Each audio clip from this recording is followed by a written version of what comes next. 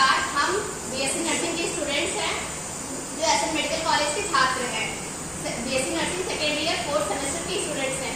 मैं आराधना मौर्य आज आप लोगों को बताऊंगी कि जो टीबी बीमारी है वो कैसे फैलती है, या उससे हम कैसे बच सकते हैं, या उसके कैसे लक्षण होते हैं जो उसमें दिखाई देते हैं, या इसका इलाज कैसे होता है और इसमें कौन कौन सी दवाइयाँ चलती है, ये मैं बताऊंगी और मेरे जो सहपाठी हैं वो सब मिलकर इस चीज़ के बारे में बताएंगे। तो मेरा जो टॉपिक है वो है प्रिवेंशन ऑफ टीबी, मतलब हम टीबी से कैसे बच सकते हैं। तो जो टीबी फैलती है वो एयरबॉर्न इन्फेक्शन के थ्रू फैलती है, मतलब आपस में बात करने से। जैसे किसी को टीबी है और उसको बहुत ज़्यादा खांसी आ रही है, खांसी के साथ बलगम में खून भी आ रहा है, तो हमें उससे दूरी बना के रखना चाहिए। कम से कम 3 फीट की दूरी होनी चाहिए हमेशा, जब एक पेशेंट दूसरे व्यक्ति से बात करता है तो। और हमेशा हमें मास्क पहन के रहना चाहिए। और हमेशा कुछ भी अगर पेशेंट से बात कर रहे हैं या उसका कुछ बॉडी टच कर रहे हैं या उसको कुछ खाने के लिए दे रहे हैं तो हमेशा हाथों को धोना चाहिए, खाने के बाद और खाने के पहले।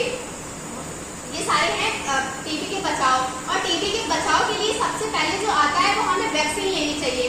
जो वैक्सीन होती है उसका नाम होता है बीसीजी वैक्सीन। बीसीजी वैक्सीन जो होता है वो बच्चों में लगता है सबसे पहले, जो पहले साल के बच्चों में लगता है। जो पहले लगता है 6 वीक्स में लगता है, मतलब जब बच्चा पैदा होता है तो उसके 6 सप्ताह बाद लगता है, फिर 10 सप्ताह बाद लगता है, फिर लगता है उसको बूस्टर डोज लगता है जो 16 से 18 महीने में लगता है।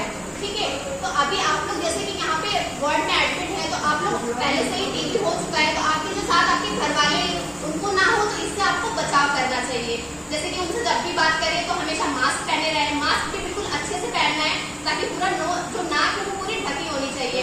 और जब भी खांसी आए तो उनसे मतलब हाथ रख लेना है या फिर कोई हैंडी का यूज करना। Good morning everyone, I am Ashutosh Yadav. मैं आप सबको बताऊंगा स्टैंडर्ड प्रिकॉशन, मतलब अगर किसी को टीबी हो जाती है कैसे आप उसको बचाएंगे और अपने आप को कैसे बचाएंगे और अपने फैमिली मेंबर को कैसे बचाएंगे, इसके बारे में बताने वाला हूँ। सबसे पहले ये है कि अगर आपको टीबी डायग्नोस होती है, अगर आपको पता चलता है टीबी आपको हुई है, सबसे पहले आपको खुद को आइसोलेट करना। अगर आपकी फैमिली मेंबर किसी को पता चलती है टीबी के बारे में तो उसको आइसोलेट करना, मतलब उसको सेपरेट करना है और लोगों से। ठीक है, उसके बाद क्या करना है कि हमेशा मास्क लगा के रखना।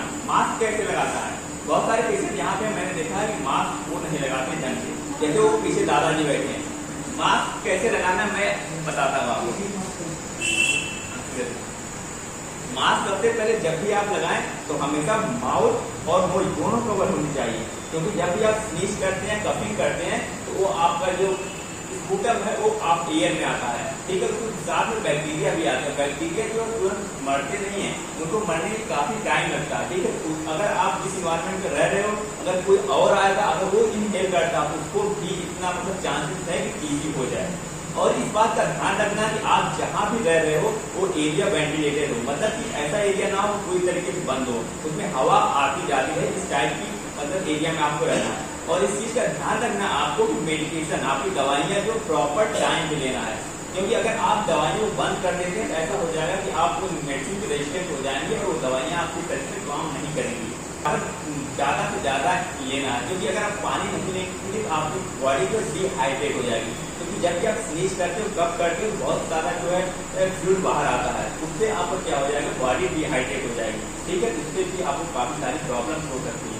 ठीक है, और पेशेंट आपको क्या ध्यान रखना कि प्रॉपर बहुत से ज्यादा जितना हो सके रेस्ट करना है। जैसे कि आपको पता होगा बॉडी अपने आप को खुद को ठीक करती है, तो जितना ज्यादा रेस्ट करेंगे आपकी जो बॉडी आपको खुद ठीक करेगी। ठीक है, और इसके बाद ध्यान रखना जब भी आप स्नीज करते हो या कफ करते हो तो अपना माउथ जो है हैंगी से या हाथ से लाइक इस तरीके से आपको जो है ढकना है, और उसके बाद अपने हैंड वॉश प्रॉपर करना है। ठीक है, ये कुछ है टीबी के जो आप प्रिवेंशन है, इससे अगर आप चीजों को ध्यान रखेंगे तो आप काफी आसानी से बच सकते हैं टीबी से। ठीक है, इसलिए आगे जानकारी मेरा भी सहपाठी।